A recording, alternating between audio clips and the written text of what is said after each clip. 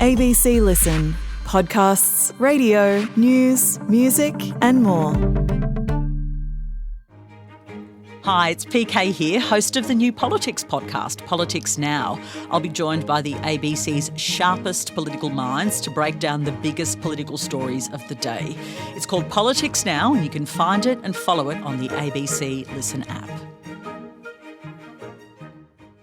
Hi, it's Sam here.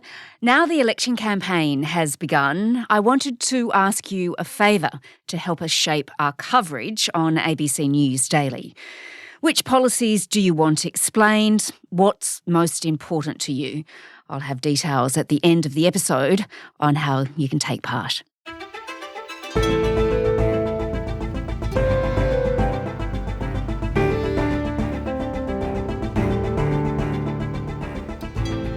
Last week, the Greens Senator Sarah Hanson-Young stood up in the Senate chamber holding a big dead fish.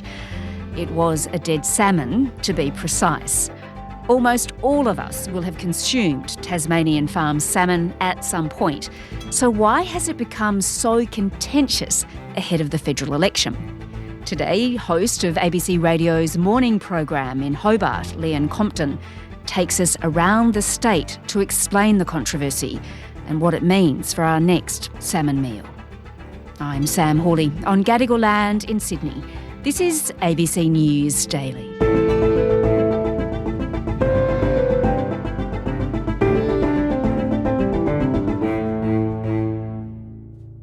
Leon, we're hearing a lot about salmon at the moment, and let's face it, you are somewhat of an expert on what is going on. So let's start with the death of these fish, and a lot of them, right? Yeah.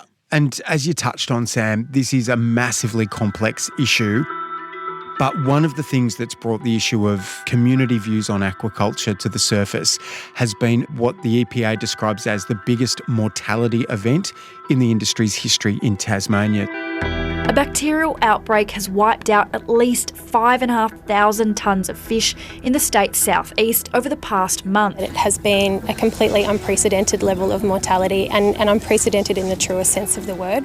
The salmon industry, maybe up towards 90,000 tonnes of Atlantic salmon a year is farmed, and the EPA estimates that as many as and likely more than 10% of those fish have died as a result of a bacterial event over the last month and a half or so, particularly focused on a place called the D'Entrecasteaux Channel, which is sort of in salmon pens between Bruny Island and the Tasmanian mainland. So think about that. We're talking about potentially 2 million fish of around 4.5 kilos, and the challenge then for the industry of how to deal with that and how to try and dispose of the dead fish while making sure that people still feel confident in it. Yeah, a massive, massive problem. So what was killing these fish? It was a bacterial disease of some sort. Yeah, a bacterial disease called rickettsia. This was a particular strand. It sprang up. Some people think it might have migrated from a different part of the Tasmanian coastline, but it was rickettsia that was causing the big problems that has led to so many fish deaths. Yeah, absolutely devastating. And then, Leon, by late February, something, well, let's face it, it's rather disgusting, started to happen, didn't it? Yeah. So what started to happen, Sam, was that in the challenge of trying to respond to an unprecedented level of fish deaths, the industry couldn't get dead fish out of the pens as quickly as they were dying. So dead fish, as we understand it, were settling in the bottom of these pens and then decomposing. Fat globules from the mortalities were then seeping from the bodies of the salmon and drifting outside of the pens and onto nearby beaches. And so locals were encountering these in the water and on the beach. And suffice it to say, the locals weren't amused. There was at least 3 carcasses in different states of decomposition, and there was these little balls of this fatty-like substance. I'm not sure what that is. Our swimming group were in the water when it was discovered, and they said the smell on their body, they just had to shower to try and get rid of this smell. So we're very concerned residents. Anti-salmon protesters have gathered in Tasmania's south as the fallout from a mass fish death event continues. Eating salmon is killing Tasmania.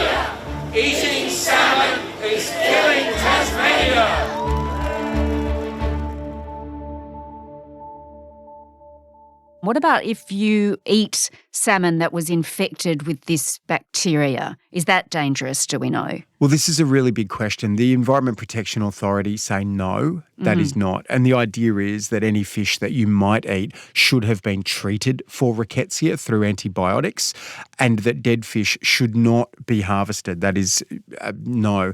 There have been some environment groups, and indeed Andrew Wilkie has also raised the question, have dead fish been harvested, like fish that have been, mortalities from rickettsia, been harvested and potentially taken to market? People who are within the industry or associated with the industry in some way have said, no, this isn't right. Dead and diseased fish are in fact being processed for human consumption.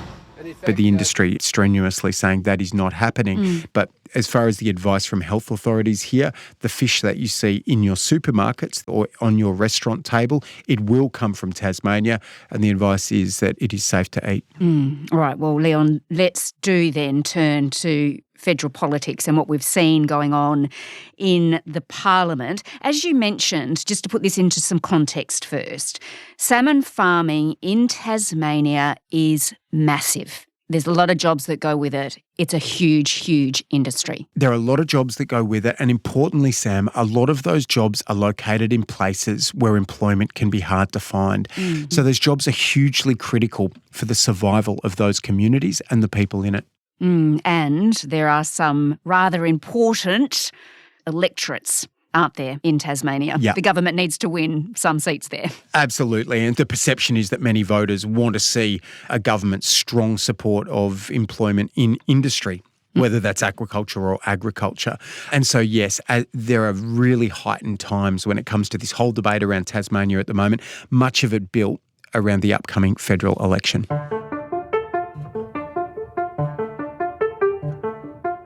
Leon, now take me to the west coast of Tasmania, because while all this salmon was dying in the south, Anthony Albanese was busy making promises there, wasn't he? He was indeed. So there was a challenge put in place over the approval for salmon farming in Macquarie Harbour by a range of environment groups and the Australia Institute, asking for the salmon industry in Macquarie Harbour to be assessed under the Biodiversity Conservation Act. It's saying it wasn't properly done the first time around. It didn't factor in the future of the Maugean skate. Macquarie Harbour is the Maugean skate's only home. Its population has declined, and industrial salmon farming is considered the main culprit. And so these groups wanted Environment Minister Tanya Plibersek to go back and say, what would the approval have looked like if the salmon industry expansion there had happened under the EPBC Act? And there were concerns in the industry and in regional communities that given the presence of the endangered Maugean skate, that some argue should be critically endangered, should the salmon industry have been allowed to exist in Macquarie Harbour at all? And so that was a live debate, and Tanya Plibersek kept pushing a verdict off into the future and the future and the future, and the pressure started to build. And then, of course, eventually she was largely sidelined from this conversation as Anthony Albanese intervened. We've responded to the science to provide certainty. My government makes no apologies for supporting jobs. That's what the Labor Party does.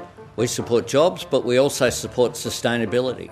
The Prime Minister promised to legislate to give comfort to those that wanted support for the industry, which is where we found ourselves in Parliament in the last few days. Just to explain the Maugean skate a bit more. I'm not across how rare and special it is. Yeah. Think of a friendly-looking stingray.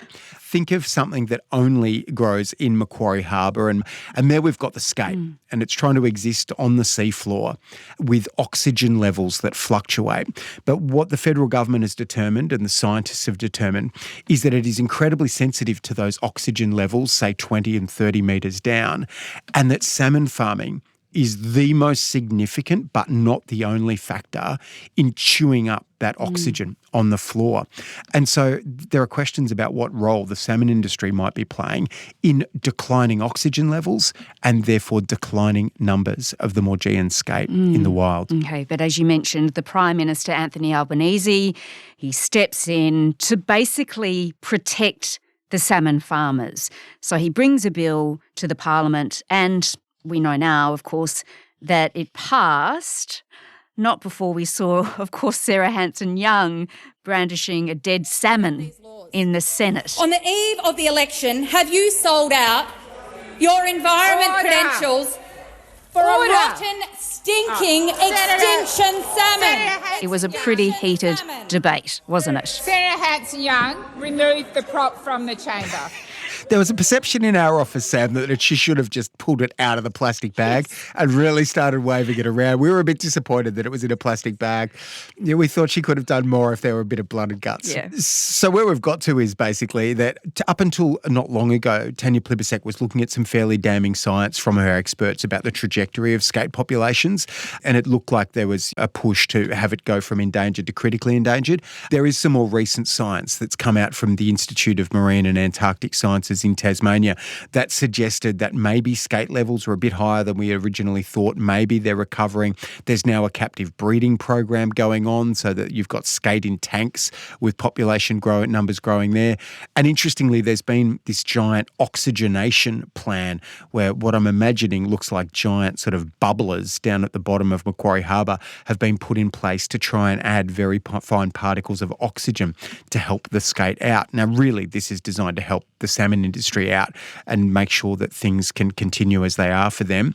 And we get to the situation where we've now had in Parliament this bill to try and protect the salmon industry from any challenge to the EPBC Act, that it may continue into the future.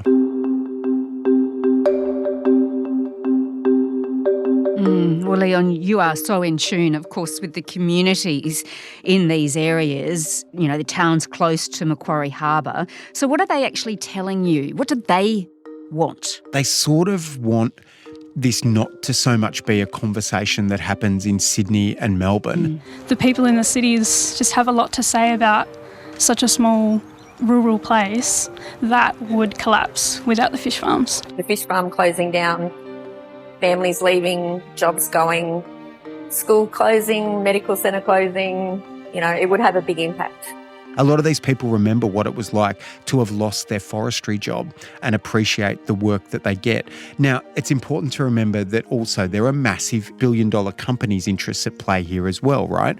So we've got what used to be locally owned salmon companies now owned by giant multinationals, and it's in their industry that they keep having significant and, you know, not well challenged or less challenged access to farm in these waters to boost their profits. But where their interests are shared is that they just want to have their voices heard and hope that whatever path is found, there is still work in aquaculture in their communities. And of course, there is still a lot of concern about the sustainability of the salmon industry, isn't there? Yeah. That doesn't just go away. No, it doesn't go away. And so the question is, what is the middle path? I think that's the question many people are arguing. The salmon industry wants to grow and grow and grow and grow. And there is a government, particularly in Tasmania, that is very keen to see that happen. They came out with a policy a few years ago. I'm not even sure they spoke to the salmon industry about it, where they trumpeted their ambitions to take it from a $1 billion to a $2 billion a year industry, which for Tasmania is a big deal. Now, of course, that would mean like a massive expansion of the volume of fish farmed in our waters. And people are saying, well, hang on a second. Like, do we have the science that tells us if that is safe to do? Do we have the science that tells us what the wider environmental impacts would be?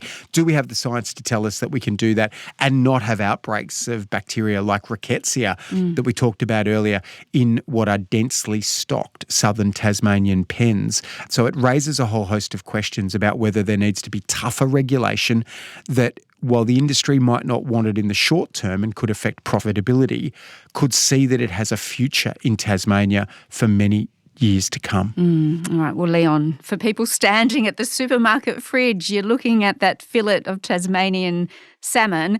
What's your advice for us? I mean, what government authorities are saying is that the salmon that comes out of Tasmanian waters is safe to eat. What I can certainly say is there's a lot going on. So you can watch that debate, which is perhaps veering towards people now making an environmental choice or what they say as an ethical choice. That might be swinging some people to have a different view. But yeah, make your own views. And hopefully you've learnt something from our chat today, because it's all going on in this industry in Tasmania at the moment, Sam. It sure is, Leon. Thank you so much for explaining all of that for us. It's been great to talk to you, Sam. Have a great day.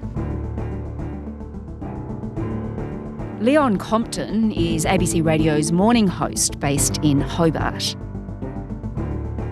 Now, each week of the election campaign, we will dedicate an episode to explaining a policy and the politics of an issue that's important to you, our listener.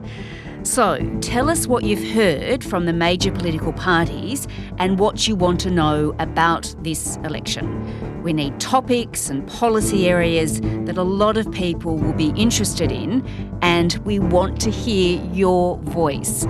Using the voice memo or voice recorder app on your phone, tell us in about 30 seconds or so what we should unpack with an expert or a journalist. Then email it to us on ABC News Daily at abc.net.au or send your phone number and we might just give you a call.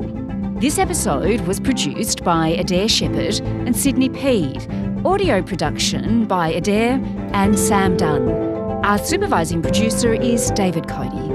I'm Sam Hawley. ABC News Daily will be back again tomorrow. Thanks for listening.